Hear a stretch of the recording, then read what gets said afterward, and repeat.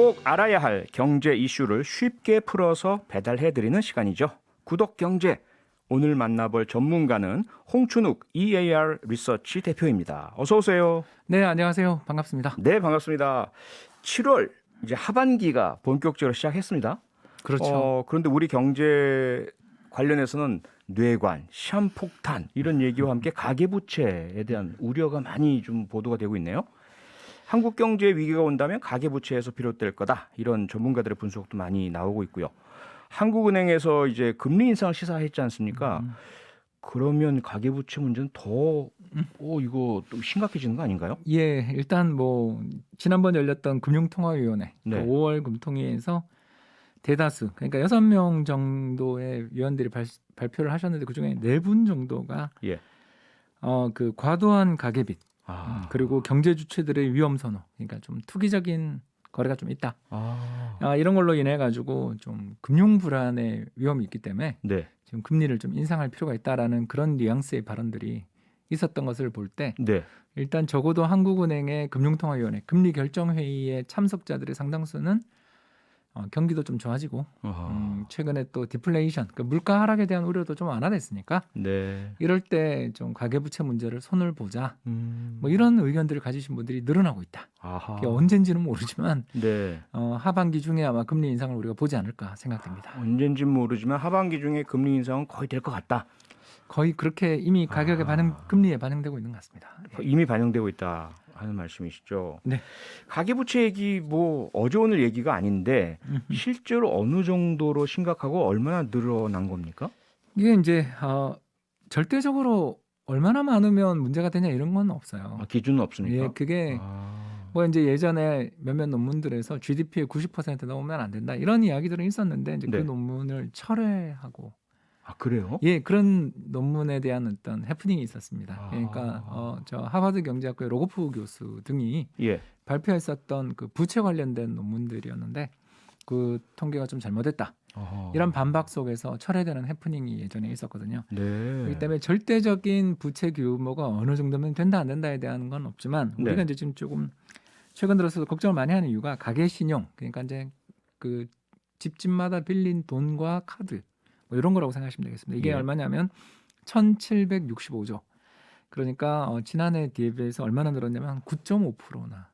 9.5% 증가한. 예, 그게 올해 지난해보다. 3월 데이터인데 예. 6월에 아마 더 늘었을 것 같아요. 어허. 왜 제가 이 말씀을 감히 드리냐면 예. KB 부동산 통계에 따르면 지난해 연말 대비 올해 6월 네. 전국 아파트 가격이 10% 상승했어요. 서울은 8.4. 네. 그러니까 한마디로 말해서 부동산 시장이 너무너무 뜨겁게 달아오르다 보니 이 가계 신용 그러니까 빚을 내서 투자를 하시는 분들이 엄청나게 늘었다 이렇게 볼 수가 있겠고요. 네. 이 결과 이제 GDP에서 차지하는 비중이 104.7%.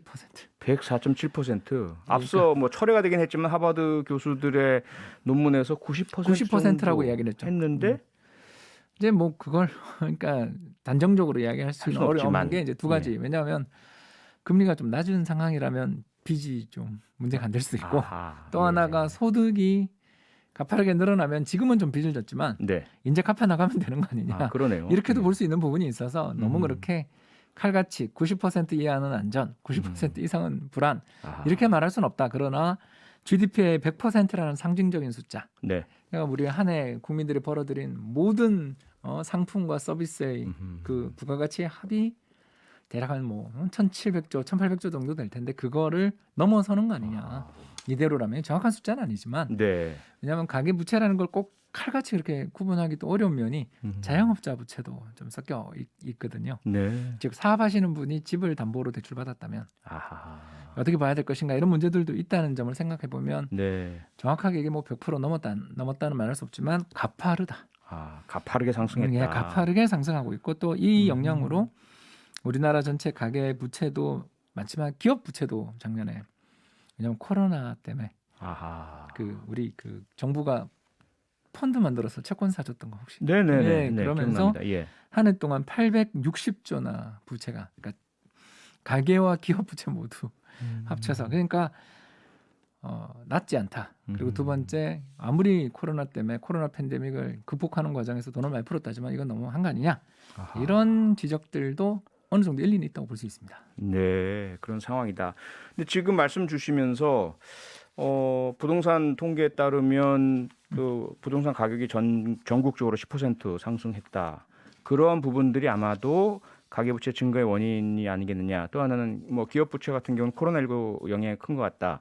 이 두 가지가 전체적인 가계부채 증가의 주요 원인이다. 이렇게 보고 계신 건가요? 예, 그렇습니다. 그 결과가 이제 아주 역설적인 숫자가 나왔거든요. 그러니까 이제 네. 우리나라가 가계부채 많이 늘었다더라. 이것만 많이 보도가 되는데 예. 또 이 뭐라고 할까요? 가계가 가지고 있는 자산 대비 부채는 줄었어요. 아, 그래요? 자산 가격이 올랐다는 얘기죠? 그렇죠. 아, 이게 그러니까 저희가 복잡하다. 이 부채를 예. 이 문제를 큰일이다 이렇게 이야기를 단정적으로 하기가 어려운 게 아하. 어떻게 보면 더 건전해진 게 있거든요. 네. 그래서 얼마냐면 이제 그 금융 자산, 그러니까 예. 가게가 가지고 있는 주식, 보험, 예금 등등의 금융 자산 대비 부채의 비중이 얼마냐면 44.7%. 그러니까 한 5억 정도 자산을 갖고 계시는 분이 계시다면 그 금융 자산이 있으면 그분의 빚이 2억밖에 안 되는 거예요. 아하. 이건 좀 또 문제가 나르는 것 같잖아요. 한 번에 야 정말 큰 문제야 이렇게 선언하려니까 자산이 금융 자산이 5억인데 빚이 2억 있는 건 이건 뭐 그래 나쁜 선택 아니잖아 이렇게 볼 수 있는 거죠. 네. 그래서 지난 3월에 얼마였냐면 44.7%였는데 이게 작년에 얼마였냐면 예. 항상 작년 대비가 중요한데 예. 작년에는 40 거의 8% 정도였어요. 아.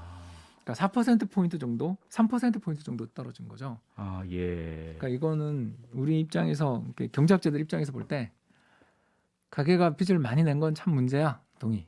근데 그래서 어떻게 됐니? 돈을 많이 벌었어. 라는 그러니까 완전히 역설적이네요. 예, 그리고 이렇게 돈을 빌려 베팅해서 성공한 거예요. 네.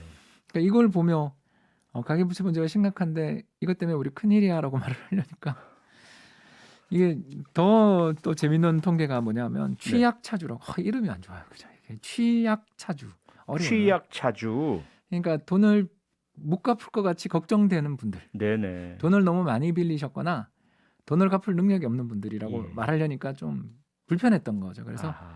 한자어를 취약차주. 취약차주. 예, 저도 네. 발음이 좀 어려운데요. 네. 취약차주인데 이분들이 어떤 분이냐?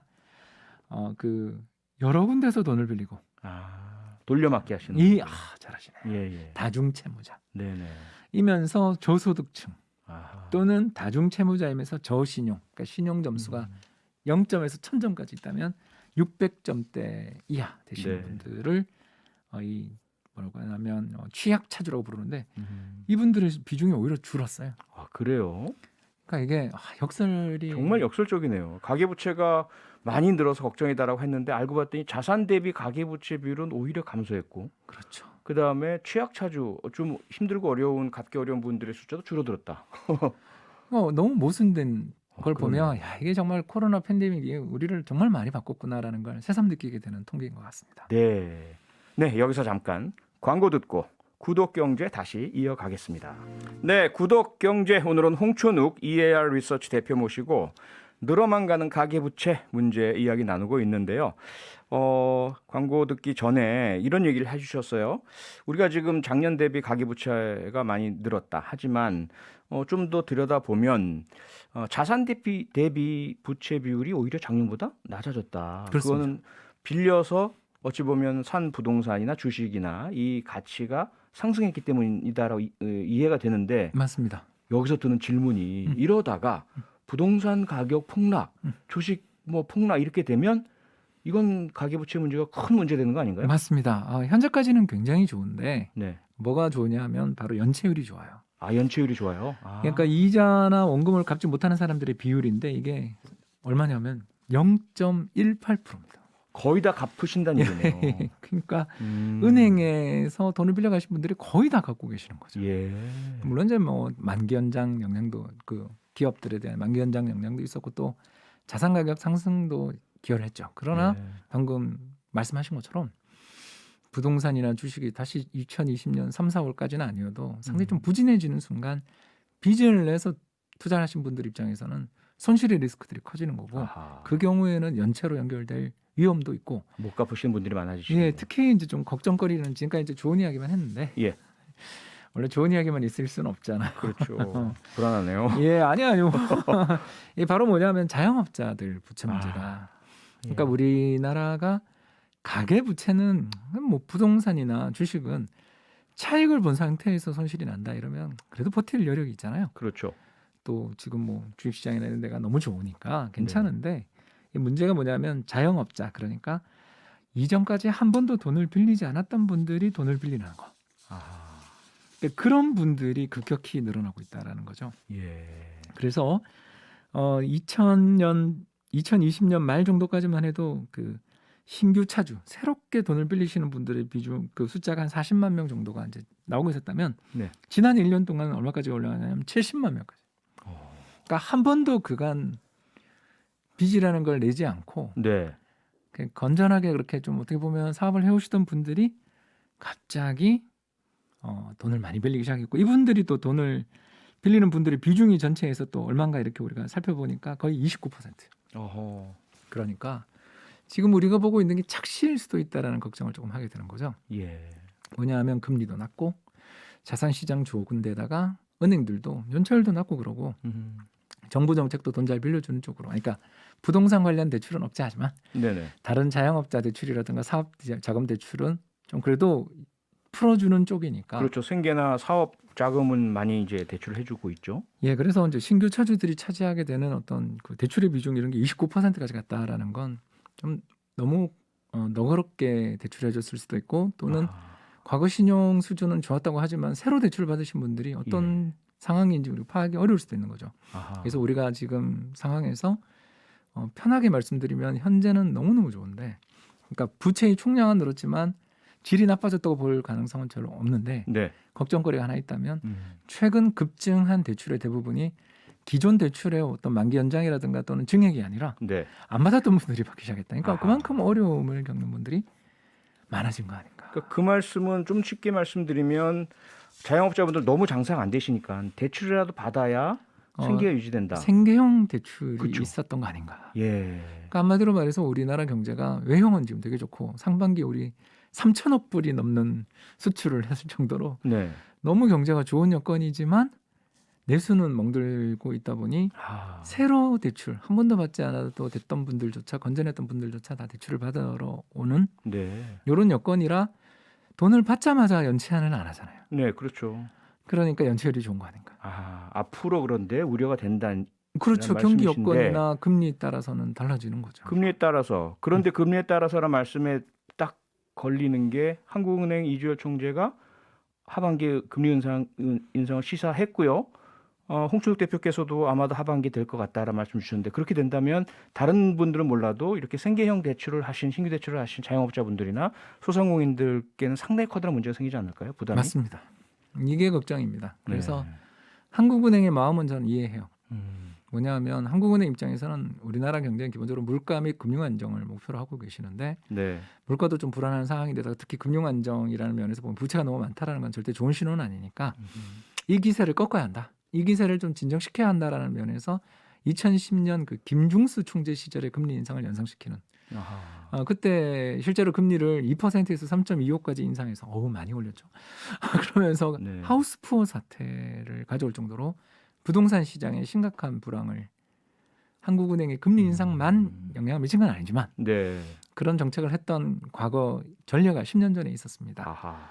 그러니까 그런 면에서 보면 분명 부동산 시장이 상반기에만 전국 기준 아파트 가격 10% 급등은 이건 해도 너무 심한 거니까 네. 브레이크를 걸어야 된다는 마음은 이해가 되는데 방금 우리 말씀하신 것처럼 자영업자들이 돈이 너무 없어서 생계형 자금 대출 받으신 분들의 입장에서 본다면 금리가 공격적으로 인상되는 경우에 내수 경기가 다시 나빠지면 이거 누가 갚을 것인가 어떻게 갚을 것인가의 문제들도 생길 수 있죠. 예. 따라서 저희 생각에는 한국은행의 금리 인상은 단행될 것 같다. 네. 그러나 금리 인상의 속도는 완만하게 천천하게 점진적으로 진행되지 않을까 그런 생각을 갖게 됩니다. 네, 마지막으로 짧게 전체적으로 봐서는 우리 국가 경제를 위해서 금리 인상 불가피하다 이렇게 이해가 되는데 그런데 취약계층, 그 자영업자 등들께는 뭔가 별도의 대책이 있어야 되지 않을까요? 예, 바로 재정이죠. 재정. 예, 저는 우리나라가 재정이 그렇게 나쁜 나라가 아니라고 보는 쪽에 있고요. 네. 왜 그러냐면 딴 나라는 코로나 팬데믹 속에서 우리보다 더 많이 국가 부채율 국가 부채가 늘었는데 높아졌죠. 예. 그러니까 국가 부채에 대한 비교는 아까도 이야기한 것처럼 절대적인 수준 비교가 아니라 네. 상대 평가다. 다른 선진국 대비 한국이 상대적으로 건전한 재정을 가지고 있는 만큼 그렇죠. 재정의 지원을 통해 아까 이야기했던 소상공인 자영업자들의 문제들은 완화하는 한편 금리 인상을 통해 부동산 시장의 급등을 좀 억제하는 이런 정책 조합도 고려해 볼 만하지 않나 생각됩니다. 네. 구독경제 오늘은 여기까지 듣겠습니다. 홍춘욱 EAR 리서치 대표였습니다. 고맙습니다. 감사합니다.